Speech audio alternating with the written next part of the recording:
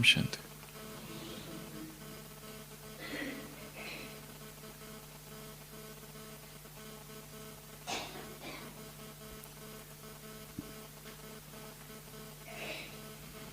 एक महान लेखक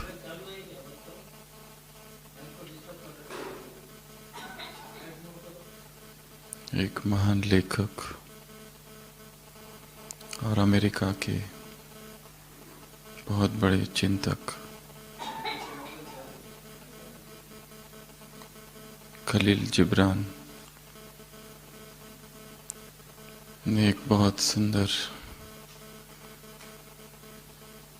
बोधपूर्ण कहानी लिखी है।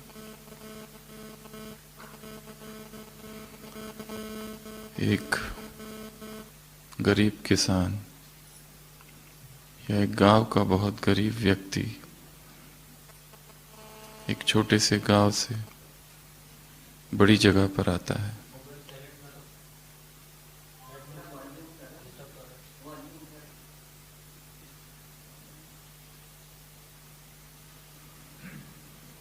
वो गरीब व्यक्ति बड़े शहर में आता है, एक अनजान शहर में आता है। वहाँ की भाषा उसे पता नहीं, वहाँ की संस्कृति का उसे कोई ख्याल नहीं।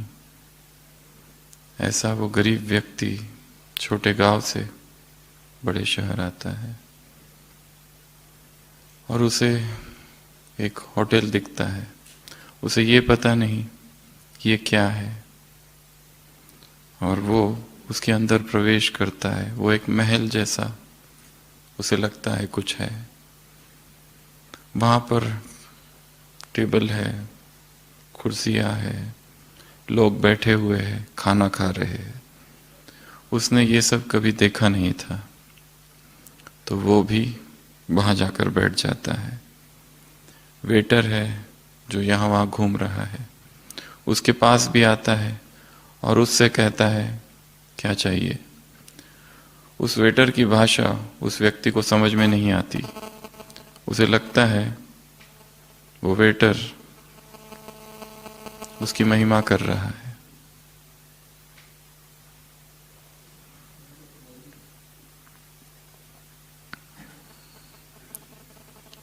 वो वेटर बहुत देर तक पूछते रहता है क्या चाहिए, पर जब उसको कुछ समझ में नहीं आता है तो वो साधारण सा भोजन उस व्यक्ति के लिए ले आता है। वो जो गरीब व्यक्ति होता है उसे बहुत खुशी होती है। पहले तो उसका स्वागत हुआ ऐसे उसे लगता है, और बाद में उसे भोजन मिला, वो भोजन खा लेता है। फिर वो वेटर फिर आता है बिल लेकर। इस व्यक्ति को ये समझ नहीं आता है ये सब क्या है। वो वेटर उसे बार बार कहता है पैसे दो। वो गरीब व्यक्ति उस वेटर की तरफ देखते रहता है। उसे यहाँ के पैसे, यहाँ की करेंसी कुछ भी पता नहीं है। ये भी नहीं पता कि ऐसा कोई वेटर, ऐसा कोई रेस्टोरेंट होता है और यहाँ पर खाना पैसे देकर मिलता है। तो वो बस नीचे झुक झुक कर उसका धन्यवाद करने लगता है। वो वेटर कहता है पैसे, वो उसका झुक झुक कर धन्यवाद करता रहता है। वो वेटर उसे पकड़कर मैनेजर के पास ले जाता है। मैनेजर कहता है आपने खाना खाया, उसके पैसे। उसे कुछ समझ नहीं आता है, वो उसका भी धन्यवाद करते रहता है। उसे लगता है कि ये सब मेरी महिमा कर रहे हैं, मेरा स्वागत कर रहे हैं, क्योंकि मैं इतने दूर से आया इसलिए। जब मैनेजर को बहुत गुस्सा आता है तो वहाँ के जो छोटा कोर्ट और वहाँ का जो जज होता है, मैजिस्ट्रेट, उसके पास उसे पकड़ कर लेके जाते हैं। वो मैजिस्ट्रेट उससे कहता है कि तुमने भोजन किया, पैसे क्यों नहीं दिए। उस व्यक्ति को लगता है कि ये सब मेरी महिमा कर रहे हैं, ये सब मेरी महिमा कर रहे हैं। वो फिर झुक झुक के उनको धन्यवाद करता है। वो मैजिस्ट्रेट क्रोध में आके कहता है पैसे क्यों नहीं दिए। वो फिर भी धन्यवाद ही करते रहता है। मैजिस्ट्रेट कहता है या तो तुम बहुत बड़े मूर्ख हो या तो धूर्त।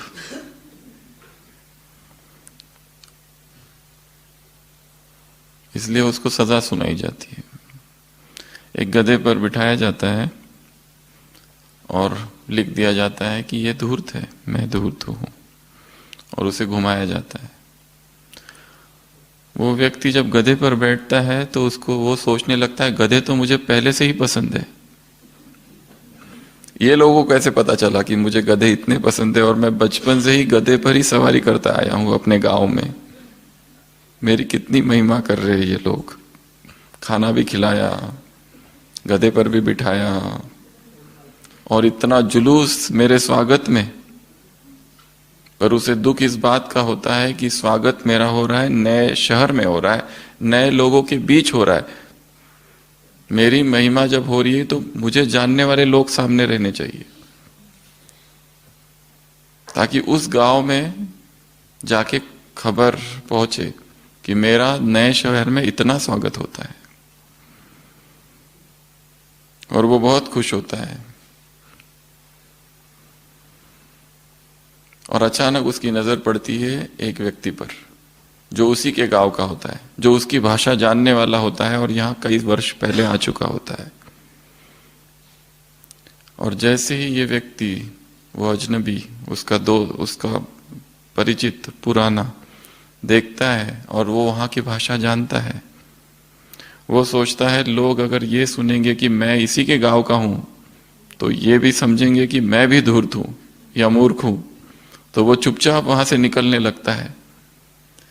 गधे पर सवार ये व्यक्ति सोचने लगता है देखा कितनी जलन हो रही है। देखा भी नहीं जा रहा है उससे कि मेरी इतनी महिमा हो रही है, और ये भाग कर निकल रहा है।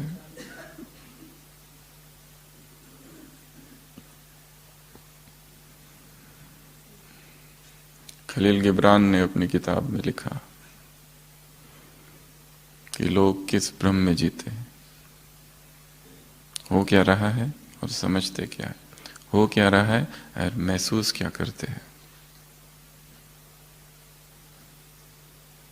खलील जिब्रान की एक बहुत प्रसिद्ध किताब है द प्रॉफिट। असंख्य भाषाओं में वो अनुवादित हुई है। सुबह की अव्यक्त वाणी। पर्सनैलिटी फील करते हैं, अच्छाई है नहीं, पर समझते क्या है बच्चे, हम बहुत अच्छे हैं। समझते क्या है, फील क्या करते हैं, हम बहुत आगे बढ़ रहे हैं। दो बातें। धागों से बंधे हैं, महीन धागे हैं, पर सोचते हैं हम मुक्त हैं। फील करते हैं हम बहुत आगे बढ़ रहे हैं, पर बढ़ नहीं रहे हैं, वही है। सोचते हम बहुत अच्छे हैं, पर अच्छाई है नहीं। ये भ्रम है, एन इल्यूजन।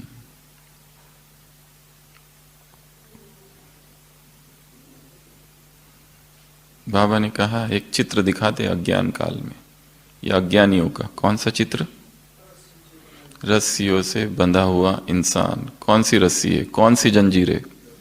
लोहे की जंजीरें। और अभी कौन सी रस्सियां हैं?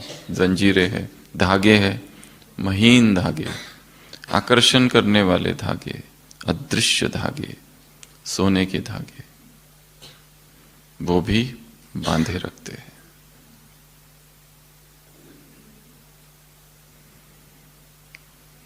हमारा ब्रेन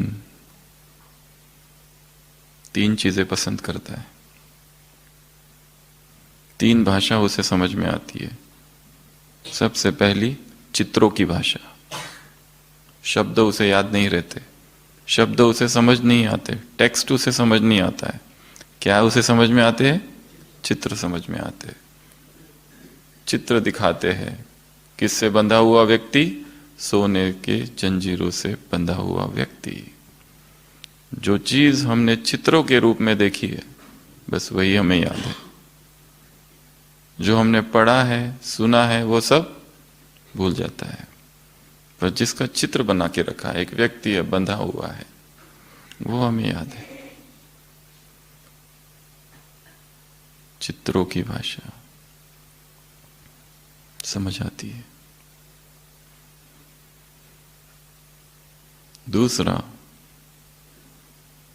दूसरा क्या समझ में आता है? हमारे ब्रेन को अच्छा क्या लगता है? 3 बातें समझ आती है या ज्यादा अच्छी लगती है उसे। एक तो पिक्चर, दूसरा स्टोरी, जो कहानी हमने सुनी है वो याद रहती है। अगर मुरली के बीच कोई कहानी है तो वो हमें याद रहेगी। क्लास के बीच कोई कहानी आ जाए तो वो कहानी याद आएगी, क्लास भूल जाएगा। काली कहानी याद है, एक व्यक्ति है, उसको गधे पर बिठाया गया था, वो हंस रहा था और उसका दोस्त उसे मिला तो उसने सोचा इसे जलन हो रही है। क्लास में गया था, वो गया, कहानी थोड़ी थोड़ी रह जाएगी। अगर इसी कहानी को कोई 10 साल के बाद सुनाए तो वो भी याद आ जाएगी। पर आज की मुरली क्या थी? डेट तो बिल्कुल ही याद नहीं है, हेडिंग तो पूरा गया और अंदर का तो पूछना ही मत। जो था बहुत ही अच्छा था, बस इसके अलावा कुछ नहीं। पूरे नोट्स भी निकाले थे बहुत सारे, पर याद नहीं है। तो हमारा ब्रेन सबसे पहले उसको याद रखता है जो चित्र है, दूसरा वो याद रखता है जो कहानी के रूप में, कथानक के रूप में, स्टोरी के रूप में है, और तीसरा फन। क्या याद रखता है? दैट विच इज फन, जो मजे का है, वो जोक है, थोड़ा सा वियर्ड है, एब्सर्ड है, इलॉजिकल है, नॉनसेंस है, थोड़ा सा हटके है, वो उसे याद रहे। ये 3 उसे याद रहता है। उसे गंभीर कोई टेक्स्ट दे दो 4 पेज का, पढ़ तो लेगा व्यक्ति, परंतु याद नहीं रहता है। तो पूरी मुरली को इन 3 चीजों में जब तक आप नहीं कन्वर्ट करेंगे, वो एक गहरा इंप्रेशन अंदर क्रिएट नहीं करेगी। पहला, चित्र बन जाए वो। दूसरा, एक एक लाइन चित्र बन जाए, एक एक शब्द चित्र बन जाए। और कुछ कुछ शब्दों के कोई चित्र नहीं होते। अगर हम फूल कहे तो फूल का चित्र है, खुशी कहे, खुशी का कौन सा चित्र है? उसका सिंबल लाना पड़ेगा। फिर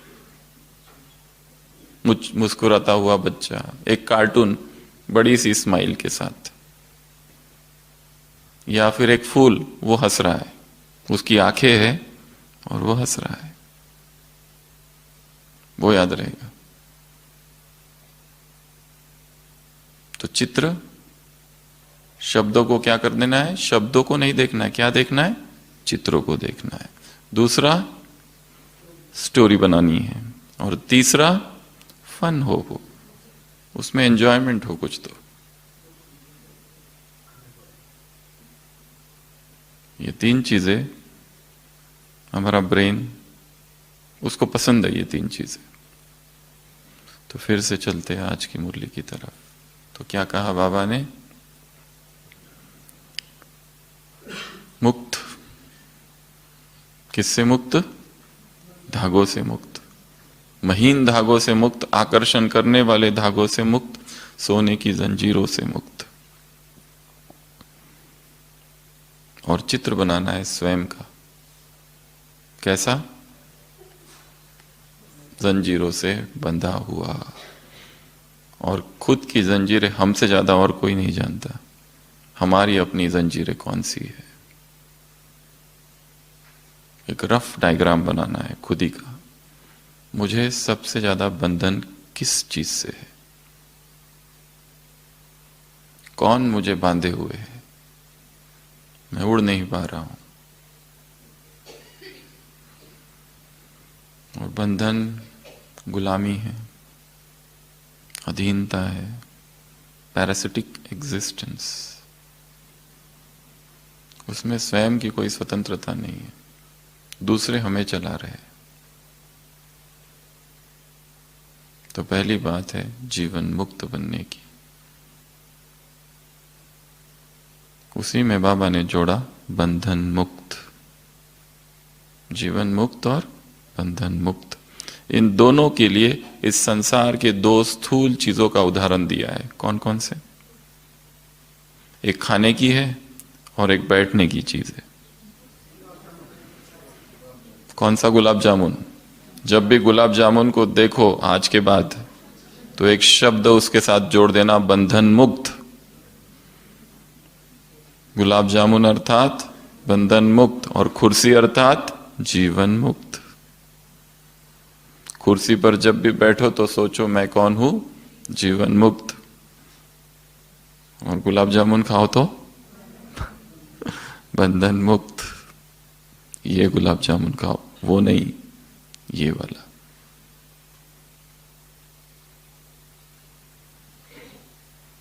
अपनी बात को उसने टंगाई है ये दो चीजों पर। बंधन से मुक्त, और यहीं रहते। ये संगम युग का वर्षा है। सतयुग की जीवन मुक्ति नहीं। कहां की जीवन मुक्ति? नाउ, हियर एंड नाउ, अभी। खुद को धीरे धीरे आइडेंटिफाई करना है, कौन से बंधन मुझे बांधे हैं, और उसका एक चित्र बनाना है। चाहे स्थूल या मन में ही चित्र बना देना है। ये मैं हूं जिसे इन रस्सियों ने बांधा है, और मुझे स्वयं को मुक्त करना है। एक दूसरा नियम है मन का, वो है रेपिटिशन, रिपीट करते जाना। मुरली में शुरुआत में ही दो सोमान है। कौन से? मैं कौन हूं? भाग्यवान, और दूसरा धनवान। भाग्यवान हूं, भाग्यवान हूं, भाग्यवान हूं। निरंतर निरंतर एक गूंज, एक आवाज चलती रहे तो क्या होगा? लॉ ऑफ अट्रैक्शन, भाग्य आकर्षित होगा अपने आप। और लोग क्या करते रहते हैं? मेरे साथ ही ऐसा क्यों होता है? जहां पर भी जाता हूं दुर्भाग्य साथ चलता है। सहज बोल देते, मैं दुर्भाग्यशाली हूं। टोली मिल रही है, आम मिल रहा है, सबको बड़ा वाला मिला, मुझे छोटा मिला। यही मेरा हमेशा का है। ये यहां की बात नहीं है, हमेशा ऐसा ही होता आया मेरे साथ। और व्यक्ति उसको जोड़ता है हर चीज से, मेरे साथ ऐसा ही हुआ है। पता नहीं क्यों होता है ऐसा। कुछ भी करो असफलता है ही है। कुछ भी करो, जो भी संकल्प करते वो पूरा होता ही नहीं। जो प्रतिज्ञाएं करते हैं वो होती नहीं है। अमृत वेला इतनी अच्छी अच्छी बातें करते बाबा से, पर दिन भर में कुछ नहीं होता। इसको चेंज करना है। क्या करेंगे? रिपीट। मैं भाग्यवान हूं, मैं भाग्यवान हूं, मैं भाग्यवान हूं, मैं भाग्यवान हूं। बोलते जाएंगे, बोलते जाएंगे, बोलते जाएंगे, अंदर ही अंदर अनहद नाद, अजपा जाप। और दूसरा, I am richest, richest in the world. मैं धनवान हूं, धनवान हूं, धनवान हूं, खजानों का मालिक हूं, मालिक हूं, मालिक हूं। तो केवल स्थूल, सूक्ष्म नहीं, स्थूल धन भी आएगा। लोग पैसे नहीं है इसके वजह से कितने दुखी है। हमारे पास पैसे ही नहीं है, नहीं तो अगर पैसे होते ना बहुत कुछ करते। ढेर सारे कोर्सेस करने के हैं, बस सब जगह पैसे है आजकल, पर हमारे पास है नहीं, इसलिए हम कुछ नहीं कर पाते। बहुत हायर एजुकेशन करनी है पर पैसे नहीं है। संकल्प क्या है? मैं धनवान हूं। अपने आप खिंच कर आएंगे। हम मांग रहे नहीं है, बुला नहीं रहे, हम केवल अभ्यास कर रहे। मैं बुद्धिमान हूं। छोटे छोटे बच्चे हैं ना, माँ बाप क्या कहते रहते हैं उनको? कॉन्सेंट्रेट करो, तुमको तुम्हारा कॉन्सेंट्रेशन कम है, तुमको आता नहीं, तुम्हारी बुद्धि कम है, तुम ये हो, तुम वो हो। सेम उसके बुद्धि पर यह थोपा जाता है। बचपन से ही उसको सुनाया जाता है, तुम्हारी हैंडराइटिंग ठीक नहीं है, तुमको ड्राइंग नहीं आती, तुम इंटेलिजेंट नहीं हो, तुम्हारा कंसंट्रेशन नहीं होता है। तुम आलसी हो, बच्चा यही सुनते रहता है, यही सुनते रहता है, और वो धीरे धीरे बन ही जाता है वैसा। मैं इंटेलिजेंट हूं, मैं बुद्धिमान हूं, ये बहुत सूक्ष्म तरंगे उठती है इसकी ब्रेन में, और ब्रेन में जाती है, अंकित होती है वहां पर, इंडेंट, उसके इंप्रेशन पड़ते हैं। हम जो भी सोच रहे हैं उसका, every thought is an energy. हर संकल्प क्या है? ऊर्जा है।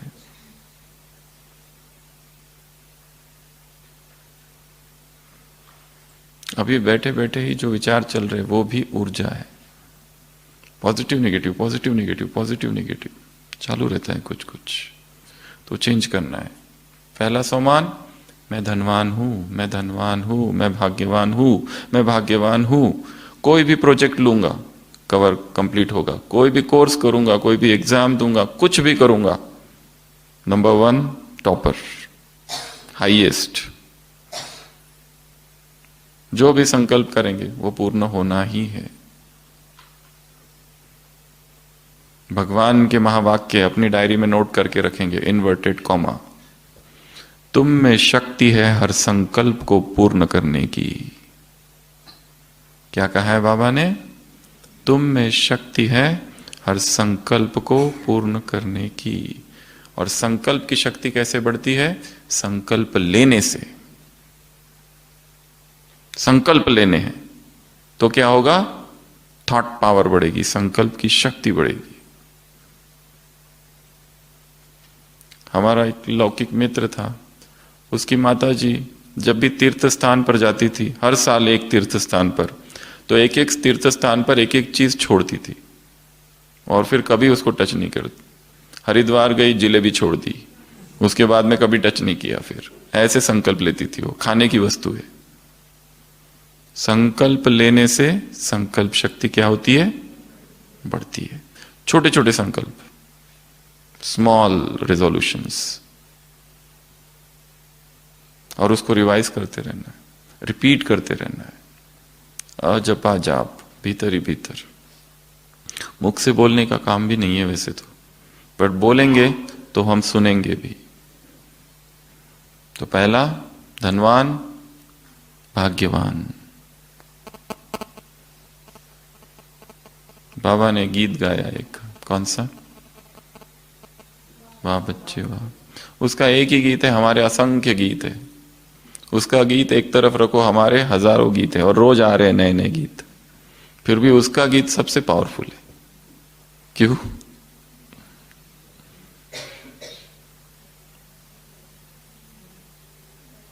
डीप, भीतर से आ रहा है, from the depth of the heart. एक शिष्य एक गुरु के पास कई वर्षों तक रहता है, कई वर्षों तक, और एक दिन अचानक देखता है उसके गुरु पानी पर चल रहे। उसे आश्चर्य होता है, भाग कर जाता है, बाद में कहता है मैंने आपको पानी पर चलते हुए देखा है, आपने ये चीज मुझे अब तक क्यों नहीं सिखाई? यही चाहिए मुझे, पानी पे चलना, बाकी मुझे कुछ पता नहीं अब। गुरु कहता है इससे कोई फायदा नहीं। वो कहता है वो मत बताओ, अब मुझे यही चाहिए, बस पानी पर चलने की ये कला मुझे सिखाओ। ये आपने अब तक गुप्त रखी मुझसे, क्यों? मुझे ये सीखना है। गुरु आखिर कहता है कुछ नहीं, इसमें कोई बड़ी बात नहीं है, श्रद्धा की बात है, निश्चय की बात है, फेथ की बात है। नहीं नहीं वो नहीं बताओ, टेक्निक चाहिए। वो कहता है कुछ नहीं, तुम पानी पर कदम रखो और राम नाम लेते जाते जाओ, बस राम राम राम ये नाम लेते जाओ तो चल जाओगे। गुरु, वो शिष्य नदी पर पहुंचता है, और पहुंचने से पहले भी पूर्व तैयारी करता है, राम राम राम राम, बैकअप। और जैसे चल जाता है राम राम राम राम, एकदम से डूबता है, और राम राम कह रहा है तो पूरा मुंह में पानी घुस जाता है। ये तो अच्छा था कि उसको तैरना आता था।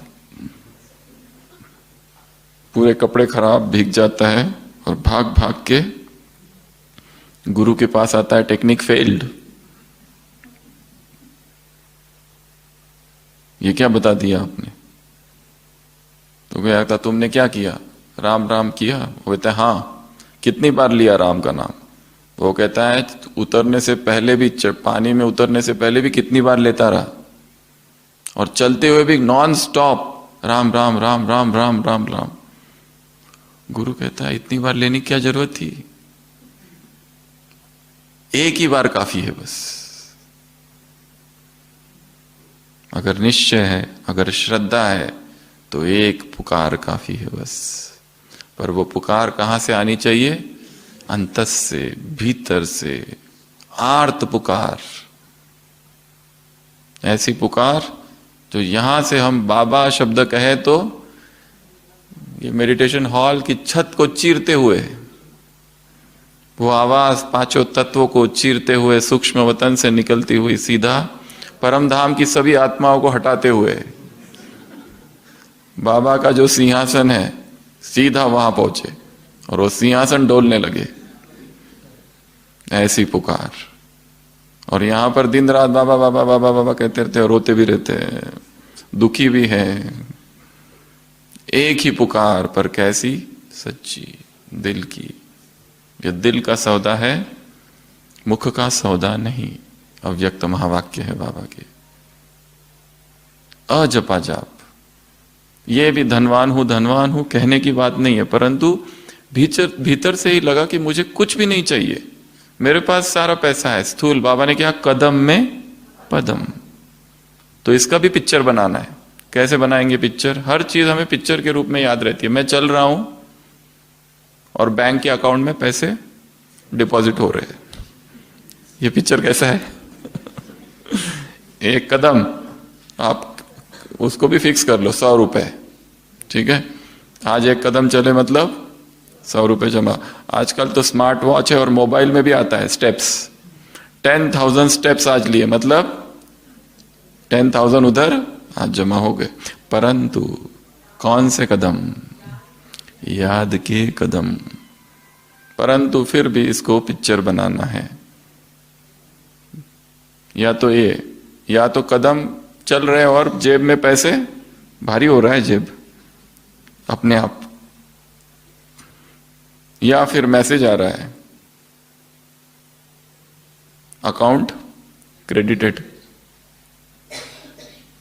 पिक्चर। तो कदम में पदम। सारे खजाने तुम्हारे पास है। 5 खजाने गिना है। कौन कौन से? ज्ञान। ज्ञान के खजाने का, ज्ञान का कौन सा पिक्चर है? ज्ञान थोड़ी याद रहता है। ज्ञान तो अमूर्त है, एब्स्ट्रैक्ट शब्द है। ज्ञान का सिंबल क्या है? किताबें। ज्ञान के सिंबल क्या है? प्रकाश। तो देखना है खजाने बढ़ रहे, अर्थात मेरे अंदर क्या हो रहा है? प्रकाश बढ़ रहा है। जो मन के कोनों में अंधकार था, वहां क्या आ रहा है? लाइट। ज्ञान का खजाना। दूसरा गुण। गुण कैसे रिप्रेजेंट किए जाते हैं? गुणों का सिंबल क्या है? फूल। फूलों की, या तो फूल गिर रहे हैं, या फूलों का मुकुट है, कुछ भी, वो क्या हो रहा है? बढ़ रहा है। तीसरा शक्ति। शक्ति का सिंबल क्या है? मसल्स। ज्ञान के मसल्स बढ़ रहे हैं। जो भी शक्तियां हैं वो सारे शक्तियों के शक्ति आ रही है। मैं अभी वैसे नहीं हूं जैसे पहले था, कमजोर।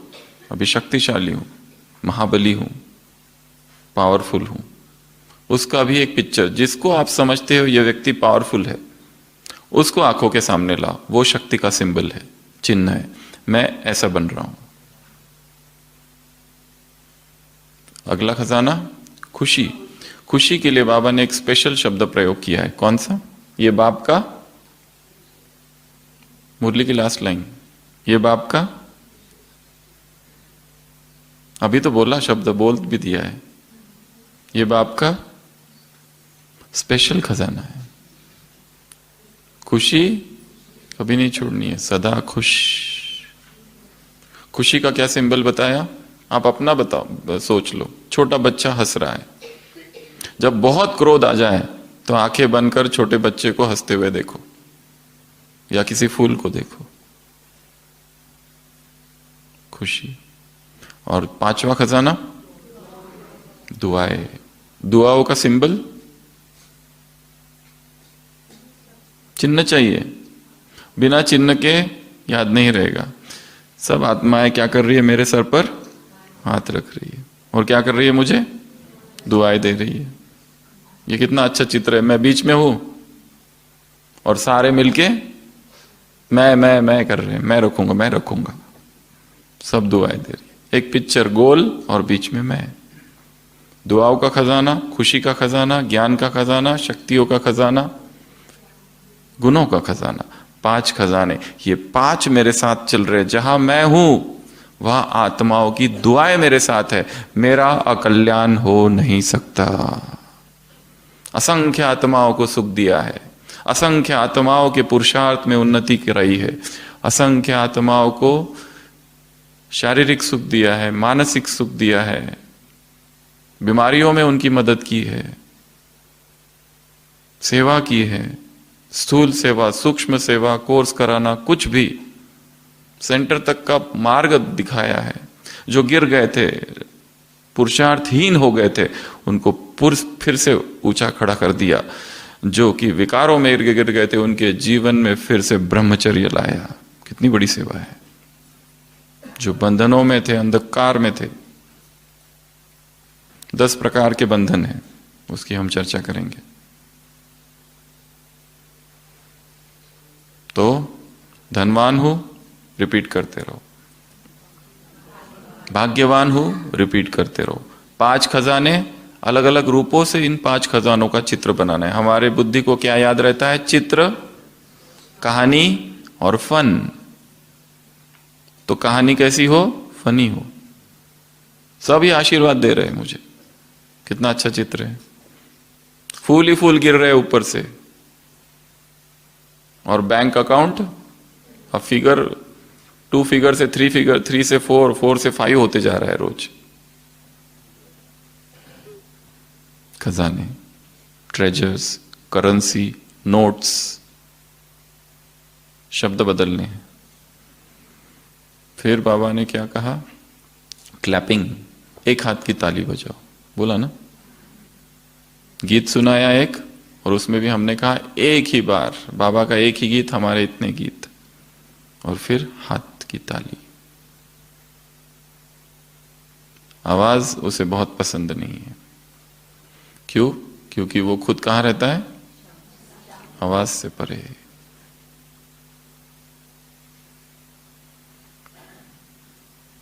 पर यह भी एक अभ्यास है, एक हाथ की ताली बजाना। बजाओ। नहीं, वो एक दूसरी, वो सही में जिसका आवाज आए, जिसका आवाज आए। ये भी एक टेक्निक है। हाथ को ये वाला सीधा रखना है, ये पोजीशन, और केवल उंगलियां हिलेगी तो ये जोर से आवाज आएगी। फिर ये भी एक एक्सरसाइज है।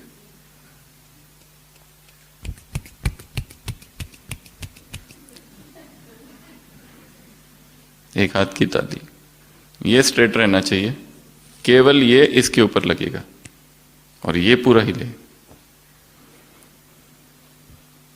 टेक्निक्स, मुरलियों में बहुत खजाना है, बहुत सारी नई नई बातें हैं, हमको सीखनी है। अगला, बंधन मुक्त या जीवन मुक्त, गुलाब जामुन और कुर्सी। और बाबा ने एक और हेल्थ की बात कही और तपस्या की बात कही। जो नीचे बैठे हैं वो कौन है?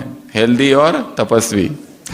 बोला ना आज, नीचे बैठना ये हेल्थ है, तंदुरुस्ती है, और क्या है? तपस्या। दोनों की निशानी है ये, नीचे बैठने का अभ्यास। मालती मारकर नीचे बैठने का अभ्यास, to sit in lotus posture. क्या होगा ज्यादा से ज्यादा? घुटनों में दर्द, और क्या होगा? पैर सुन, और क्या होगा? कमर दर्द, और क्या होगा? यही सब होगा ना, होने दो, होने दो। नीचे बैठकर तपस्या करने का अभ्यास, 15 मिनट बैठो, आधा घंटा बैठो, 1 घंटा तक ले जाओ उसको, बिना हिले डुले। दर्द होता है, उस दर्द को भी साक्षी होकर देखते रहो। उसका एक सेंटर पॉइंट होता है दर्द का, यहां दर्द हो रहा है तो सारे ध्यान को वहां केंद्रित करो और देखो ये सेंटर पॉइंट है दर्द का। अब ये दर्द कितनी एरिया में फैल रहा है, इतना इतना इतना, और देखते रहो, थोड़ी देर में वो शिफ्ट हो जाएगा, जगह बदल देता है। आज की मुरली में एक शब्द है, बादल आए और गए, अनित्य है। परिस्थिति आती है, चली जाती है, दर्द भी आता है और चला जाता है। उस दर्द को भी साक्षी होकर देखना है, क्योंकि वो दर्द भी एक संवेदना, एक सेंसेशन है। वो सारा खेल एक ही शब्द का है, सुखद संवेदना, दुखद संवेदना, प्रिय संवेदना, अप्रिय संवेदना। जो प्रिय है वो आकर्षित करता है, और जो दुखद है हम उससे दूर भागते हैं।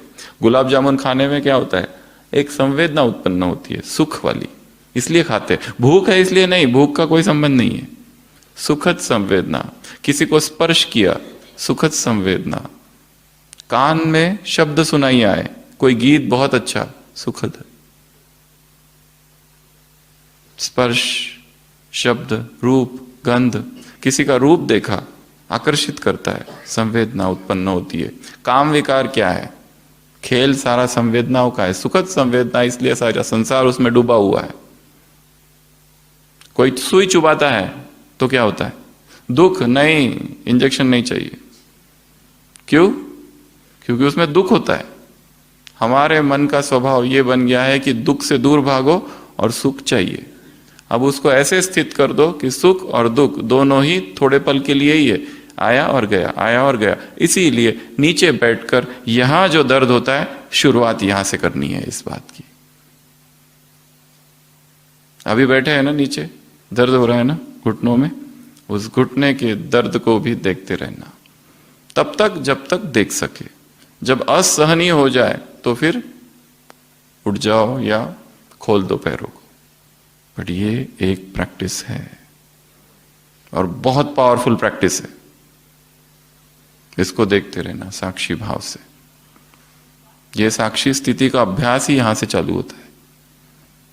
जब इस दर्द को साक्षी होकर देखोगे और यहां बहुत सुखद अनुभव हो रहा है, पूरे शरीर में रोमांच हो रहे, उसको भी साक्षी होकर, वो भी चला जाएगा। शिष्य गुरु के पास जाता है, कहता है ये आश्रम में बिल्कुल मैं मेडिटेशन नहीं कर सकता, इतने मच्छर है, क्या करूं? मच्छरों का कुछ करो।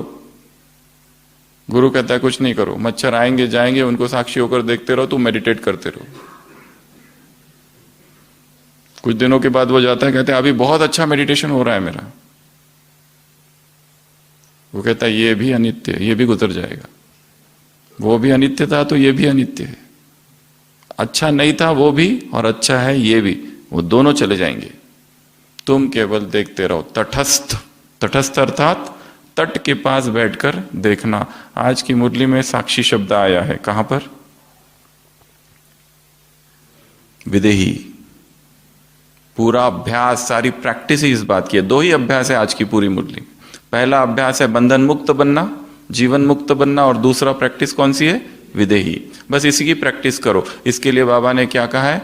बहुत बहुत बहुत डैश। कौन बताएगा?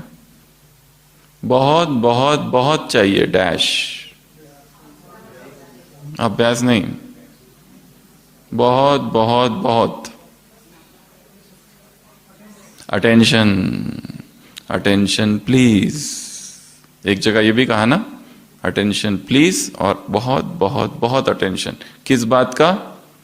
विदेही बनने का। ये 2 ही अभ्यास है पूरी मुरली का। अगर निचोड़ निकाला जाए तो बस ये 2 ही काम है। पहले मुक्त करना खुद को। किससे मुक्त करेंगे? पहला, अज्ञान से। अपनी डायरी में नोट करके रखेंगे या मन में, मन की डायरी में। अज्ञान से मुझे मुक्त होना है, उसके लिए क्या करना पड़ेगा? सभी परमात्मा वाणियों का अध्ययन, साकार मुरलियों का अव्यक्त मुरलियों का, ज्ञान का भयंकर खजाना है। इतना खजाना है उसमें, हमारे जीवन के सभी प्रश्नों के उत्तर मुरली में है। हमें वहां तक पहुंचना है, पर किस मुरली में है ये नहीं पता। पहला बंधन है ये, इससे मुक्त होना। दूसरा विकार, कोई ना कोई विकार है जो बंधन के रूप में बंधा, हमें बंध के रखा है जिसने। तीसरा विकर्म, जो हो गए, जो पास्ट के है, उन्हीं की यादें चलती रहती है माइंड में, और या तो पश्चाताप का भाव आता है, दुख का भाव आता है, ऐसा मैंने क्यों किया, नहीं करना चाहिए था, नहीं करना चाहिए था, नहीं करना चाहिए था। विकर्म, विकार, पहला अज्ञान, विकार, विकर्म, ये तीन मुख्य है। उसके बाद व्यर्थ। अपने दिनचर्या में देखो, व्यर्थ तब चल रहा है जब हम कुछ नहीं कर रहे हैं। इसलिए दिनचर्या को बिजी कर दो, अपने आप को काम दे दो। सुबह की साकार मुरली है, मुझे इसको अच्छे से पढ़ना है, याद रखना है, और इसका पिक्चर बनाना है, इसकी ड्रिल बनानी है, इस पर कमेंट्री लिखनी है, कुछ भी, या इसका ग्रीटिंग कार्ड बनाना है, छोटा सा बनाते हैं ना लोग, छोटे छोटे स्लोगन्स, वो बनाओ। व्यर्थ से तो ये सब अच्छा है। एक तो ये तीन, उसके बाद में व्यर्थ से मुक्त। चौथा, पांचवा निगेटिव। दिनचर्या में बाबा ने कहा ना, 5 तत्व आक्रमण करेंगे, विकराल परिस्थिति आएगी, नाजुक समय है, परिस्थिति, समस्या है, ये सब होगा।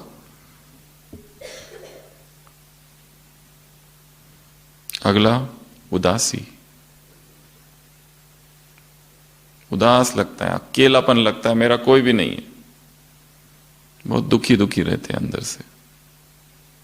और फिर मनुष्य की दोस्ती चाहिए, इससे दोस्ती करूं, उसको मैसेज करूं, इससे मैसेज करूं, इससे बात करूं।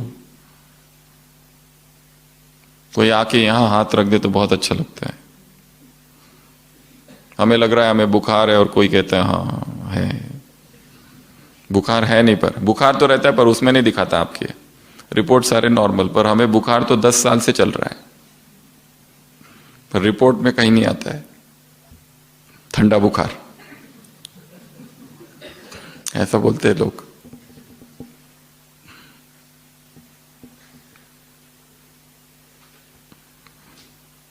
अकेलापन बंधन है, दुख है। उसके बाद में पुराने संस्कार, हैबिट्स, एडिक्शंस। और सबसे बड़ा हमारा एडिक्शन कौन सा है, उस दिन भी सुनाया था, कंफर्ट। आरामदायी जीवन चाहिए, एकदम शांति वाला। प्यार किससे करना है, चैलेंजेस से, चुनौतियों से, डिस्कंफर्ट से। जो कभी किया नहीं वो करो, जो कभी सीखा नहीं उस नई चीज को सीखो, काम दो माइंड को। पुराने संस्कार, हैबिट्स, एडिक्शंस। अगला, पुरानी स्मृतियां, यादें, मेमोरीज, पास्ट लाइफ की मेमोरीज। कहां कहां से कुछ कुछ याद आते रहता है, जो हम चाहते नहीं याद आए वो सब याद आता है, क्योंकि वो पिक्चर के रूप में स्टोर्ड है, मूवी के रूप में स्टोर्ड है, इसलिए याद आता है। 10 साल पहले जो किताब पढ़ी थी याद है किसी को? बिल्कुल भी नहीं। 10 साल पहले कोई पिक्चर देखी थी, मूवी देखी थी, वो याद है? सब डायलॉग सहित सब कुछ याद है। सॉन्ग याद है, 10 साल में कभी गाया नहीं वो सॉन्ग, 10 साल पहले याद था, 10 साल में एक बार भी रिवाइज नहीं किया, पर अभी गाने लगते तो एक के बाद अपने आप शब्द याद आ जाते। क्योंकि माइंड क्या याद रखता है? ट्यून को याद रखता है, शब्द भूल जाते हैं। इसलिए कहा सबसे बड़ा पुरुषार्थ है शब्दों को पिक्चर बना देना, तो वो मुरली में इंटरेस्ट आएगा। नेक्स्ट, चिंता। कौन सी चिंता? भविष्य की, वरी। ये भी एक क्या है? धागा है जो बांधे हुए हमें। कितने हुए? विकार, अज्ञान, विकार, विकर्म, ये 3, इससे मुक्त होना है। व्यर्थ, निगेटिव, इनसे मुक्त होना है। पुराने संस्कार, पुरानी स्मृतियां, इससे मुक्त होना है। दुख, अकेलापन, इससे मुक्त होना है। भविष्य की चिंताएं, इससे मुक्त होना है। और 10वां, आलस। ये भी क्या है? एक विकार ही है।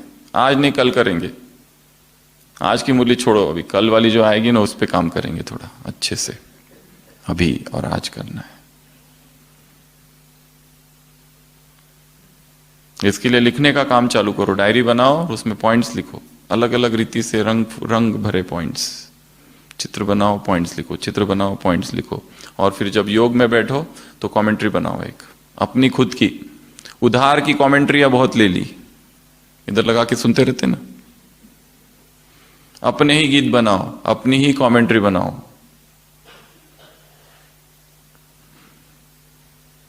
और दूसरी पॉइंट है मुरली में, तो ये 10 ये धागे हैं, हटाओ इनको। फिर है विदेही। बाबा ने 8 अवस्थाओं का वर्णन किया है अलग अलग मुरलियों में, वो लगभग सेम है। सबसे पहली आत्म अभिमानी स्थिति, दूसरी अशरीरी अवस्था, एक है आत्म अभिमानी, एक है अशरीरी, तीसरा है अव्यक्त स्थिति ए, चौथा बीज रूप स्थिति, पांचवा सी कंबाइंड स्थिति, फिर ई में 2 है, देही अभिमानी और विदेही, और 8वां फरिश्ता। इन सब में क्या क्या अंतर है? मुरली में अलग अलग मुरलियों में एक मुरली है जिसमें थोड़ा थोड़ा 2-3 चीजों का अंतर बताया है, 69 या 70 की। बाकी ये सारी अवस्था शरीर के परे की अवस्था है। और आज की पूरी मुरली में बाबा ने कहा यही अभ्यास है, यही प्रैक्टिस करो, इसी का अनुभव बढ़ाओ, यही काम आएगा, दूसरा और कुछ काम नहीं आएगा। परिस्थिति विकराल होगी, नाजुक समय होगा, और क्या 5 तत्व आक्रमण करेंगे, वायुमंडल दूषित होगा, पर सेफ कौन रह सकेंगे? जो इन अवस्थाओं में। तो सबसे पहली अवस्था हमने बताई आत्म अभिमानी अवस्था। यह पहला अशरीरी ले लो। अशरीरी मतलब जहां शरीर नहीं, एक्चुअली देखा जाए तो यह अवस्था है परमधाम की। अशरीरी जहां शरीर नहीं है, अशरीरी। फिर है आत्म अभिमानी अवस्था। आत्म अभिमानी अवस्था अर्थात मैं आत्मा हूं, इसका अभिमान, शुद्ध अभिमान, इस शरीर में रहते हुए यह अवस्था है। तीसरी अवस्था है अव्यक्त, जहां व्यक्त नहीं, मौन की जो अवस्था है, सूक्ष्म वतन की जो अवस्था है वो है अव्यक्त, ये तीसरा। चौथा बीज रूप, ये कहां की है? परमधाम। पांचवा कंबाइंड, ये परमधाम की भी हो सकती है, इस वतन की भी हो सकती है, जिसमें हम ये सोचेंगे कि मेरे साथ कौन है? बाबा कंबाइंड है। तो ये दोनों वतन की है, या तीनों की भी हो सकती है। मैं कंबाइंड हूं, मैं अकेला नहीं हूं, कंबाइंड हूं, I am one with him, वो है कंबाइंड स्थिति। फिर 2 और अवस्थाएं हैं जो बहुत मिलती जुलती है, देही अभिमानी और विदेही। विदेही के लिए बाबा ने एक मुरली में कहा है कर्म करते हुए इस स्वरूप में रहना कि मैं देह नहीं हूं, वो है विदेही अवस्था। और देही अभिमानी जो है वो किसी मुरली में है, परंतु बहुत सारी जगह पर ओवरलैप है।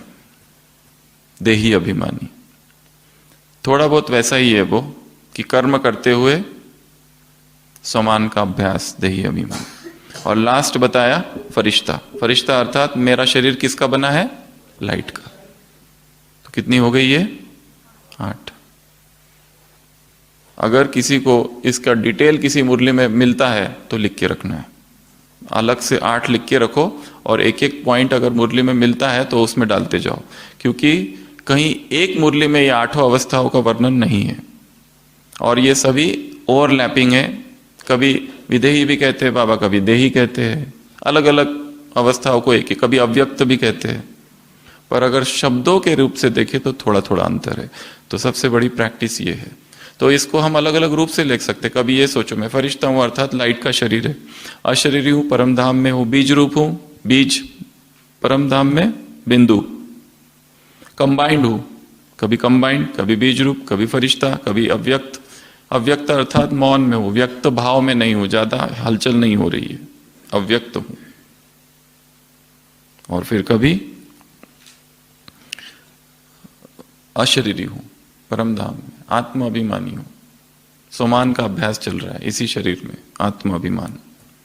तो ऐसी 8 अलग अलग अवस्थाएं हैं इसकी प्रैक्टिस। और मुरली में क्या कहा बाबा ने? हॉस्पिटल वालों को ट्रस्टी है, रूहानी यूनिवर्सिटी के क्या है? चांसलर है, नए आए हैं, मेहमान बनकर आए हैं और अधिकारी है। प्रकृति जीत है, प्रकृति चाहे परिस्थिति अपसेट करे परंतु तुम हो प्रकृति जीत। सेवा करते रहो, 5-10 मिनट ही क्यों ना करो, वरदान, पर सुखमय स्थिति से सेवा करो। ये नहीं कह सकता मेरे पास टाइम नहीं है। तो ये थी पूरी मुरली। क्या करना है? मुरली को एक्सट्रैक्ट करनी है, पॉइंट्स निकाल लिए, कीवर्ड्स निकाल लिए, वो एक तरफ देखो। फिर उन सभी कीवर्ड्स की या तो स्टोरी बनाओ या तो चित्र बनाओ, और फिर अमृत वेला उसको योग के रूप में कन्वर्ट करके उसी के आधार पर योग कमेंट्री हो, तो वो लंबा समय अंदर अंकित हो जाएगा। ऐसे कैसे? धनवान बच्चों को, संपत्तिवान बच्चों को, भाग्यवान बच्चों को पद्मा पदम, भाग्यशाली आत्माओं को हर कदम में पदम, खजानों के मालिक आत्माओं को ऐसे बोलते जाओ, विदेही आत्माओं को, विदेही स्थिति का अभ्यास करने वाली आत्माओं को ऐसे, ऐसे बंधन मुक्त आत्माओं को ऐसे, जीवन मुक्त आत्माओं को ऐसे, रूहानी यूनिवर्सिटी के चांसलर आत्माओं को ऐसे, प्रकृति जीत आत्माओं को ऐसे, सुखमय स्थिति वाली आत्माओं को, सुखमय वृत्ति वाली आत्माओं को ऐसे, निरंतर सेवाधारी आत्माओं को ऐसे, खजानों से भरपूर आत्माओं को ऐसे, धरती पर बैठकर तपस्या करने वाली आत्माओं को गुलाब जामुन कौन सा? बंधन मुक्त का गुलाब जामुन, और किस चेयर पर बैठने वाली आत्माओं को? जीवन मुक्त की चेयर पर बैठने वाली आत्माओं को, और नीचे बैठने का अभ्यास कर कर साक्षी होकर अपने दर्द को देखने वाली आत्माओं को, ऐसे साक्षी स्थिति में रहने वाली आत्माओं को ऐसे, ऐसे डबल ट्रस्टी आत्माओं को, डबल सेवाधारी आत्माओं को, डबल दुआएं प्राप्त करने वाली आत्माओं को ऐसे, 5 खजानों से भरपूर आत्माएं, ज्ञान, गुण, शक्ति, खुशी और खजानों से भरपूर आत्माओं को, दुआओं से भरपूर आत्माओं को ऐसे। अटेंशन प्लीज, सतत एम पर अटेंशन रखने वाली आत्माओं को। इस मुरली में बाबा ने एक टंग ट्विस्टर का प्रयोग किया है, वो कौन सा? ब ब ब ब ब,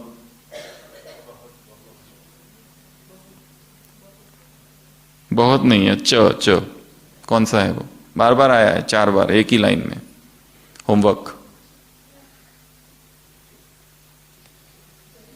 चित्र चरित्र तो है ही नहीं मुरली में, एक टंग ट्विस्टर है भयंकर, अच्छा वाला। कौन सा? च से है ना? ना, वो तो आराम से बोल सकते हो। टंग ट्विस्टर रहता च च च च च, चाहो, हाँ यही है। क्या आगे, आगे पीछे? चाहे चाहो न चाहो चाहे चाहो न चाहो तो क्या बनना ही है। तो ऐसे बच्चों को बाप दादा का याद, प्यार, गुड नाइट और नमस्ते। हम रूहानी बच्चों की, रूहानी बाप दादा को याद, प्यार, गुड नाइट और नमस्ते। ओम शांति।